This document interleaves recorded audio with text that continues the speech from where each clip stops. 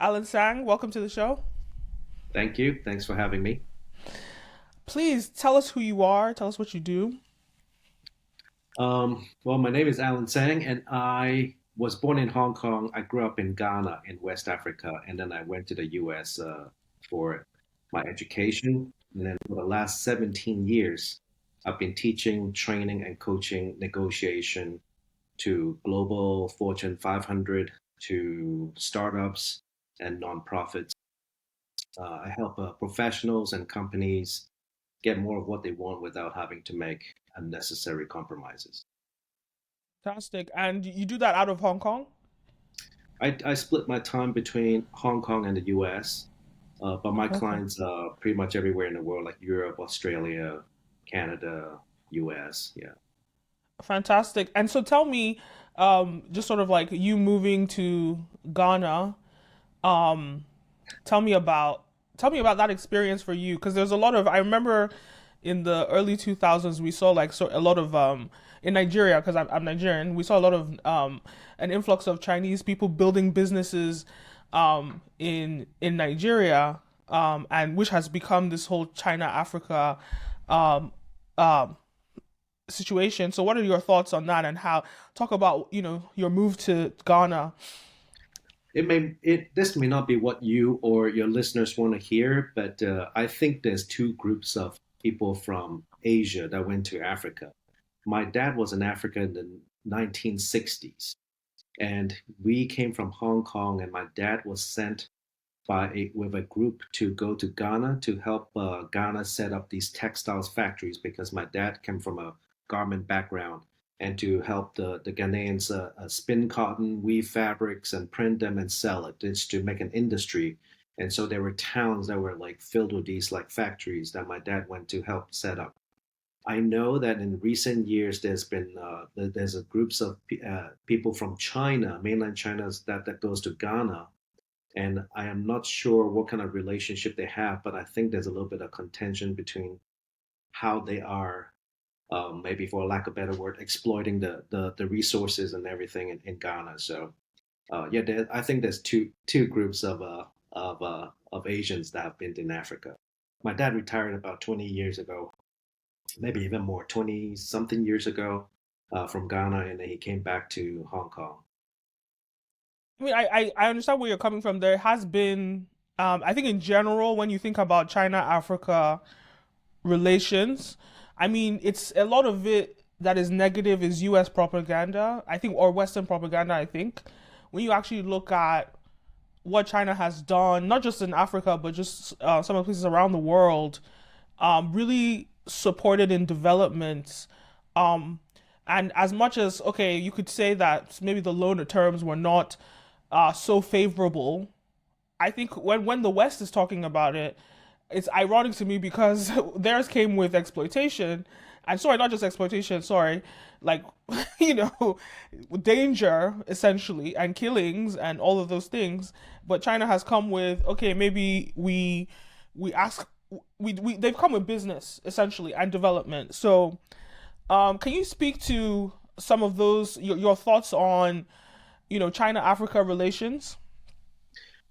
Well, when I was there in the 70s and 80s, I think the relationship between even then in China was developing relationships with Africa, especially at that time in Ghana, and they sent a lot of envoys there too. For instance, teaching them how to farm rice and to use the newest technology that they had available. Sending people over there to build relationship, like teaching them ping pong or stuff like that, and they did not expect anything in return. So backtrack a little bit. I think there's two groups of current Chinese that I'm aware of. One that is more state sponsored, which is part of the Belt and Road initiative, going to different countries and building a connection and businesses. And you're absolutely right. These relationships have not been started recently. It's been going on for decades, and is this coming to this like a fruition and the strategy involved in the Belt and Road. But then there is a group of people from China. I think they're individual or private entities that have gone to Ghana to mine for gold and everything like that, and those have created some sort of a contention or that I'm aware of. Yeah, I understand. Okay, so let's talk about um China and what Africa can learn from China. So there was a post Yeah. that I saw you commented on LinkedIn, and it was just around, you know, how China evolved into the superpower that it is today, and some of the key developmental steps that China took to um, basically global domination, right? What do you think we can learn from China in Africa? Um, this question has been asked of me quite a few times. That's because of my master's degree was in peace building, conflict resolution, and advanced negotiation. So a lot of my colleagues went to join the UN to go to companies like Rwanda to be peace builders, to reconcile tribes and build relationships and culture and connection within different people groups. So when people ask me this, it's what we call refer to a wicked problem, meaning that it's very complex and it's not one solution. And some people are like, oh yeah, we just need a better educational system and all this will be fixed. Well, maybe that's part of it.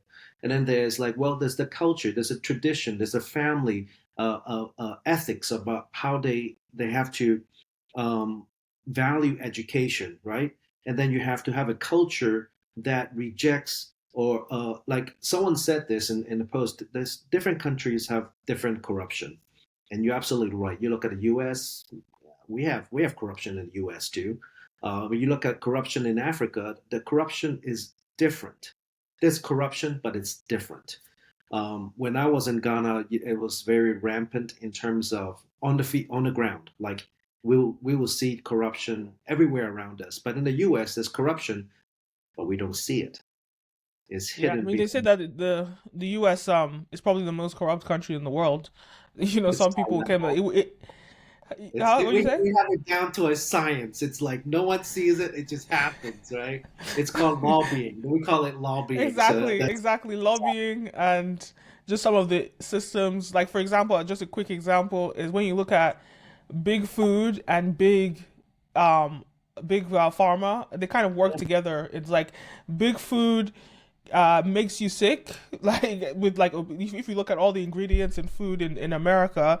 So it's like it's there to like give you push you into diabetes and all these things, and then big pharma is said to keep you alive longer, right? So it's like almost like they work together. But these are some research, some books that have researched the phenomenon. But and then obviously the government sort of with lobbying, these things are allowed to proliferate. But with Africa, like you said, it's in your face. You see it everywhere, and it's more, I would say, low level yeah, corruption. You know, yeah. You're right. but I don't necessarily think that. And this is an interesting conversation or debate. I don't necessarily think that, and from the books that I've read, like Kicking Away the Ladder, and a few books from economists, I don't necessarily think that corruption is Africa's problem because a country can be corrupt and still succeed. What is your thought on that? My thought on that is because I've seen it from both sides, from the U.S. side and from the African side, because I was in Africa for 15 years. I think when corruption happens on the ground level, on the community level, a lot of things that the community needs doesn't get. They don't get to enjoy it. So the money that comes in to help a community have been filtered so much that by the time it gets to uh, the people level, there's nothing left. Whereas in This Africa, it's okay. I Go think on. in the US, it's a little different. Like there's corruption, but it doesn't really affect too much of your community, right? It's very interesting that you say that. Then that's a very key component that it doesn't affect Americans or people in the West, but it does affect the rest of the world that relies on the dollar. you know. But I More think about that when I say sort of low level corruption versus high level corruption, I would say the African corruption is more so crabs in a barrel. Like you said, it doesn't the money does not trickle down because you're stuck in the barrel, right? But with America, it's almost this understanding that if we allow everybody in our pot thrive, right? If we let everybody in America thrive, we can actually be more corrupt around the world and make more money. So it's almost like a higher level corruption that understands that you get to create more wealth, which more that's more money because at the end of the day, look, America has people that are worth $200 billion, and Africa is jumping about people worth 10 in comparison. So it's just an interesting um difference in the styles of corruption. well, it depends on how we.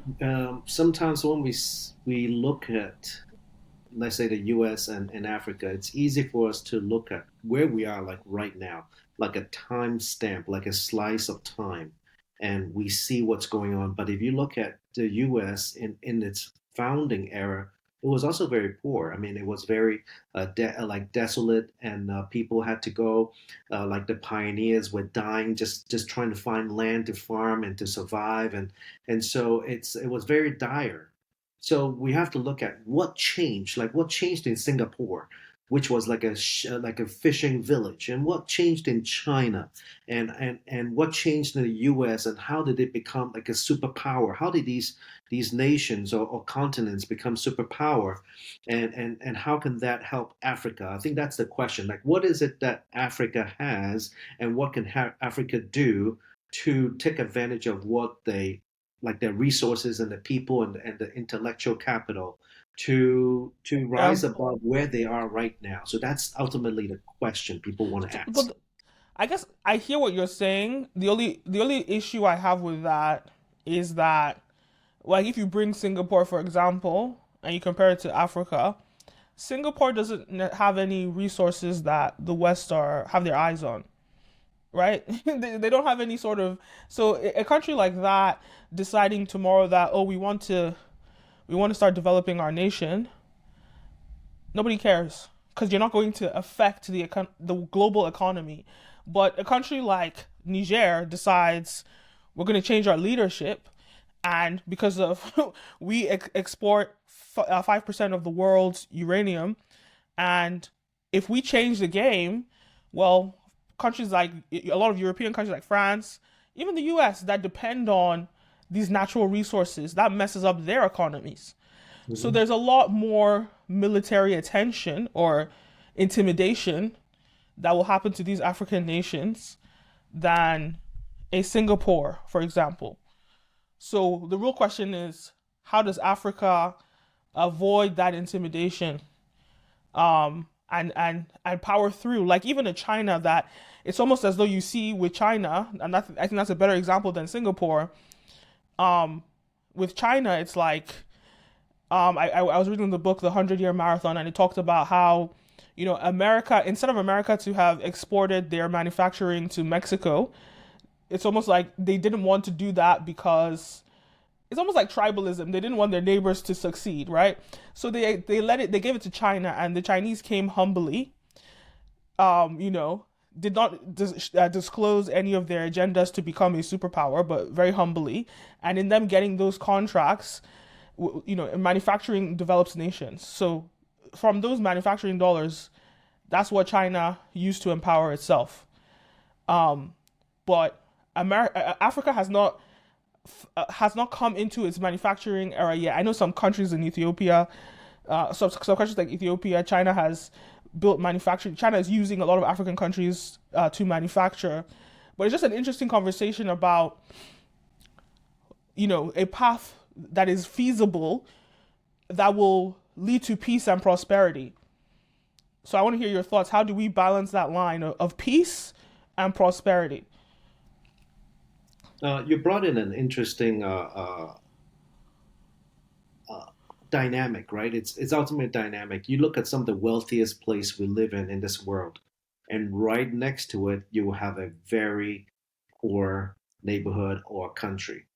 And you look at New York City, right? New York City, and right next to New York City is what? Yeah, places like New Jersey, right? You look at U.S. right next to it, you have Mexico, right? Why do we have that? I mean, you look at like many of the wealthy, like even you look at China, right? Right next to it, you have like poorer countries that dependent on China, and China I'll give gets you a to have better one. free San Francisco. labor, right?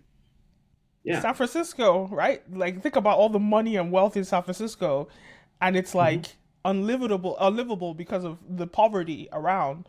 Well, you need both. Like if you go to some of the big cities in China, the reason the big cities can be built, Kenim, is because of like maybe immigrants from the villages that go to the city to build, but they cannot afford to live in the city. So guess what they do? They live in slums around the big cities of China.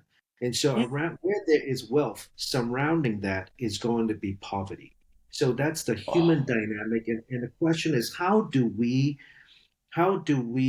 kind of even out the playing field to help people be more prosperous instead of keeping them at a poverty level? And there is something to that. Like you mentioned something about China, and it's in what we call is like China wants to be a global power, no doubt.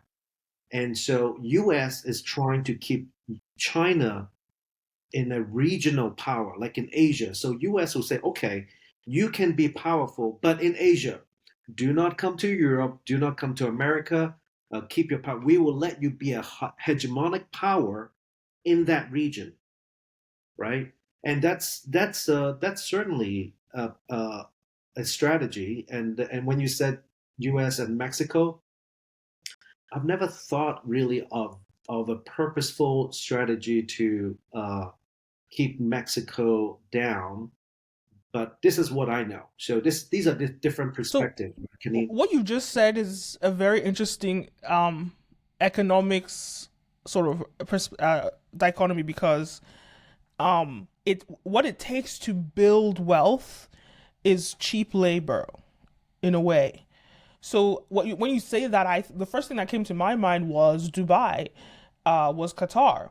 You see all the, poor people from South Asia, or Africa, who are building these cities, Yep. and it's almost as though and with all this wealth, but because if you sort of started having unions and you started having policies that meant, oh, you have to pay this much, you have to do this much, it would just be too expensive um to build, so it's almost like this stepping stone for wealth has been, or for capitalism has been, poverty. Keeping it's like same as the slave trade, right? Hmm. Transatlantic slave trade. It's almost like the stepping stone has to be that somebody has to suffer, you know it's an interesting thing. I never thought about it that way, that this is a parallel around the world.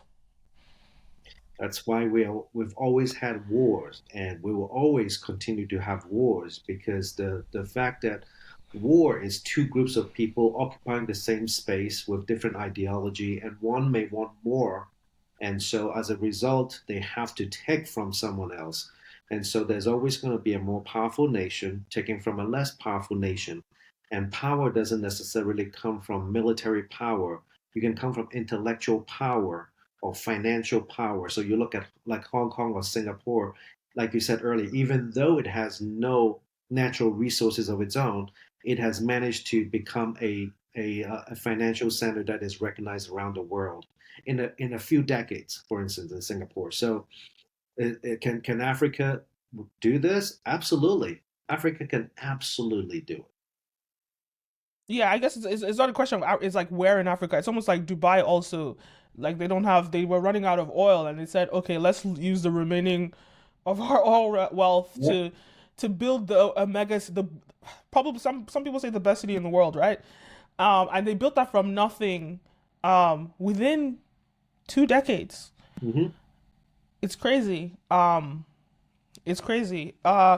So, but back to that question, what can Africa do to maintain peace? I think we've been successful with Niger, in maintaining, getting sort of French clutches out of Niger, but and then still maintaining peace. But what do you think other African nations can learn, and what is a sensible way for Africa to approach some of these like business partnerships to prevent exploitation? Well, if like I said earlier, it's a wicked problem. There's a lot of areas, whether it's policy or family unity or education or politics. They all have to kind of work together to change. You cannot just change one aspect because you would fail, and because there's too much forces from the outside. So if we look back into China, and I look at like what does China have that makes the people so industrious and so diligent and striving, right? Is Confucianism. Okay. Confucius actually promoted the idea that education could help the peasant rise above their current state of poverty. So What is the that was definition of Confucianism? so Confucianism is just it's a philosophy, and within that there's a lot of ethics of how a younger person should respect an older person, how someone should treat their neighbors, how they should behave. There's a code of ethics. So within Okay. that, it's about how do we like have a stronger nation, is to have stronger minds, to be educated, to have like the middle path, and not to be extreme, and not to be sad and not to be angry. It's just to manage your emotions, and there's a lot of teachings within it. So I feel like for Africa to rise above, there's too many tribal interest. Everyone, I get it. In a time where when their mind, the scarcity mindset is there, then everybody creates this mindset of let me protect what is mine and let me take more of what I can get right now, right now. But if they can rise above that and think about have an abundant mindset, it's like, how can we do this together? I think it's a Swahili word. It's called Ubuntu, right? Ubuntu means together, right? How can we help each other as a community? How can we look at the bigger picture? If Africa can do that, if have a unified philosophy, Kenim, something like Confucianism. It could be Africa, like the philosophy. Yeah. If something that can tie together the different people, where everybody buys into this mission is like, okay, I don't get everything I want from my tribe and my people and my family, but this is a worthwhile mission and I'm going to pursue it, and I'm willing to give up and make some sacrifices in this lifetime so that my next generation and the future generation will be stronger and better.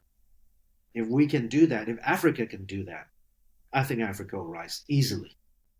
I agree. And I think one thing that people should realize is you're a product of your environment, so you can understand why the situation is what it is today. But more so, even it took like the British only got rid of their, first of all, the British taught like when in African country like Ghana and Nigeria, they taught the government the systems of corruption that are prevalent today, right? And it only took, and that was a system that the Brits did in their country, and it only took them, to get rid of it. It only took them in the 1900s, to the effect where it transitioned into lobbying. So, and how old is how old is the UK as a country? Thousands of years old, right? So, at the end of the day, when it comes down to it, when you think about like African countries or Nigeria specifically, right? That's only 60 something years old. At the end of the day, it's a very young country, and it's going to take a generation of people that are willing to make the sacrifices of selflessness Mm-hmm. and generosity to remove that mentality of let me get mine and forget about everybody else. But I think we have a lot of things in common with the Chinese, um, culture. I went to boarding school with a lot of Chinese friends. I have a lot of friends in Hong Kong actually, and we always got along because we have a lot of similarities in our culture, right? That respect that you talked about. But I think the difference between China, when I've read about Chinese history, is the organization in the well, first of all, the fact that it wasn't colonized the way Africa was, right? But then also the organization in the government that said, this is our 100-year marathon to get China back to a superpower, and creating those systems. There was a goal and a target, and a vision, and that's exactly what China has been doing. We haven't had that sort of learning of our history, to even get educated about the days where Africa was when Africa was the wealthiest, with the natural resources, right? We haven't gone back to our history, so a lot of like the history that we learn is from being colonized. That's where it starts with us. Yeah, I mean, I Ghana, love, Ghana used to be called a what? Ghana used to be called the Gold Coast. That's where people went to get gold. But you yeah, mentioned a lot of things, right? So it's like the original post that I was talking to on LinkedIn was about China being successful because they are isolating themselves. And my point was that's not true. In fact, I believe China failed for hundreds of years because of isolationism. And it's only in the last, uh, let's say, 50, 60 years that China opened its bamboo curtain to the world and allowed trade to happen and for China to that's rise true. above that. So That's that true. that is China failed because they thought they called themselves the Middle Kingdom because they said we're it. We've explored the world and no one is as good as our country and this is it. And so they became isolationist. So I think that is a mistake to do to answer the original post. But to talk Yeah, about China, there's one thing that I want to bring up that maybe Africa could do, but I don't know how Africa is going to ever do that. If you recall the history of China, there were different kingdoms, and every yeah, 200 or 300 years, 10% of its population would die just from civil war because one kingdom will fight another kingdom, right? One dynasty killing another dynasty until they had a ruthless king that united the whole of China with one language. mhm, So now you look at Africa, how would an enemy destroy Africa? By dividing the countries, by dividing the tribes, the people, so that they're gonna fight each other. Because when they fight each other, yeah, it's easy to be taken advantage of. So perhaps until Africa have a unified language, you can each have your own dialect. Just like China has the Shanghainese dialect, they have a Yunnan dialect, they have Cantonese, they have different dialect, and it's fine but they had a unified language, and that took sacrifice. There yeah. was a king that actually was willing to sacrifice a lot of people. There's actually a When Chinese you said student. that, I understood what I actually want to look into that. That's very interesting. That's a very interesting take. And I think when you actually even look at African history and just from like just all the way back, like very far back. I can't even give you a time period, but I'll probably put it down in the comments. But when you look all the way back, because they say Africa is the birthplace of humanity, right? And this idea that when we started, like, you have more biological diversity with somebody from a neighboring country or tribe in Africa than you have from somebody outside, like in Europe or even in China, right? We have more of a connection in DNA than some of the people in different tribes in Africa, because Africa is where the first divisions happened in humans, and because of those divisions, um, it's because of those divisions, people would develop different languages, and.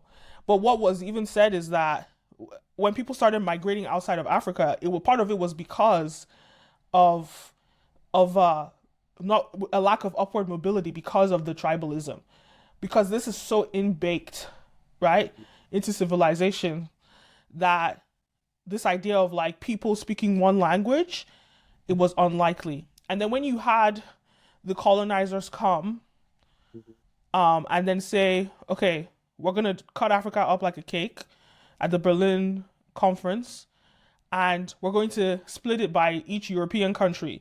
So the fact that they didn't just say this whole region here is English speaking. No. Notice how it was like Nigeria, cut it off, we'll put the French there, cut it off, we put Congo is the British French. back there, cut it off. You understand? So it's like the Yep. fact that we're not even in language, because imagine if like Benin Republic, Togo, and Ghana were all English speaking. Think about what we could have done with that. But no, we've been divided by country. Even in Cameroon, they split the French and the English, split it together just to create more Yeah, confusion and divide. Nigeria has been separated by religion, right? The Muslims in the north and the Christians in the south, That and as well. like it's a they So use there's religion, there's culture, there's colonization, there's all these divides. you look at Um, Rwanda, Ghana, like the Ashantis and the Chui, the Ewe, the Ga, the every like if when there's a lot of tribalism, it's hard to unite. It really is. Yeah, and it was like the colonizers saw the inbaked tribalism and just Mhm. used it to their advantage. And it's funny This is my because point. that's This still is my happening till day. But I how think I guess what I wanted to make about the difference with China is that the Chinese, not only did they not get colonized, they have their own indigenous language that they speak. So when they were making, in the book The 100 Year Marathon, they talked about these secretive Chinese books about their mission for global domination that was hidden. It was in Chinese, and it was in libraries that were exclusive to only specific people in government, right? This way, for somebody to even have access to that, and it was an American that actually wrote this book. For him to even get access to that was difficult. So there's already a barrier to entry that you don't even speak the language. But this man actually happened to speak Chinese, and then was able to translate these books. But with Africa, if we decided we were going to do the same agenda or a similar agenda, it's going to be in English or French, and and your colonizer can see exactly what you're doing. It's just basically. So there's also that. That's true. That's going to be difficult. But you look at what my point in the LinkedIn comment that led us to have this chat is that Africa doesn't have to isolate themselves, but rather take advantage take advantage of what's out there. Like instead of isolating yourself, you can send, just like China did, you can send scholars to some of the best universities in the world, and learn and bring the information back. And so how can we learn and adapt that learning and improve our way of life so that we can have the luxury to innovate. And in Africa, it's hard to innovate when so many tribes and so many people groups are struggling to survive. They don't have time to innovate. You only have time to try to survive. That's and if you're constantly in that state of trying to survive, you need to buy yourself a almost like a time to rise above that, right? You need to go beyond survival to thriving, and there's this transitional gap which is very always difficult. It's always difficult. Yes. Yes, and there's even a book. It talks about this guns, germs, and steel, and it talks about why certain countries develop faster than others. And he basically equated it to, well, guns, germs, and steel, but he equated it to the fact that because of the climate in certain regions, for example, the Fertile Crescent, which is like in the where Jordan and in the Middle East, that's um, where we evolved from hunter gatherers to scholars. That's where writing started, and it was Mm, because not only the climate, but it was because of it was the climate that allowed them to store food, develop farming, and all those things. So they didn't always have to like hunt for food every single day. But in exactly. more tropical regions, they had to spend their time um, they couldn't store food. The food would spoil and stuff like that. So every day it's about, let me find something to eat. Mhm. And if your day is dedicated to looking Absolutely. for how to eat, you're Yeah. not going to progress. But because of the people in the Fertile Crescent, they were able to store their food. They were able to build all these systems. It allowed them to have idle time. Um, it allowed them to have idle time to just start pondering, and that's how they evolved or innovated. And just to conclude, when you look at someone like Warren Buffett or any book that you read about being an entrepreneur, one of the top things they'll tell you is your job is actually not to work. Your job is to have free time to read books and just think. And so when you see a lot of like multi-billionaires, I don't know about Elon Musk, he's different, but most multi-billionaires, they're not hustling and working. They're actually just, I won't call it relaxing, but they're using their mind and they're thinking, because they have that idle time to think, and then they make everybody else work for them, do all the manual labor and all that stuff. So we circle back to the beginning, which is in order to be prosperous and not have to work, you have to have other people around you working. No, exactly. That's a No, it's a exactly. it's a dilemma. It's a dilemma. Yes. Did you have any other thoughts that you wanted to say? Oh, there's so many, but I know time's up. So, yeah, this has been an enjoyable a conversation. It's not one that I can easily have with a lot of people in the U.S. because they're just not familiar with the culture in Africa and some of the struggles that Africa goes through. And I think a lot of African Americans don't even really know. Like you're very educated both in Africa and information. I guess you read a lot about cultures in China, and you talked about the similar cultures in Africa and China, which I believe is the collectivism that you're referring to versus individualism in the West. And so it sounds like you're really well educated and you know a lot about different cultures, and that's very it's kind of fun to chat with. Thank you. Thank you so much.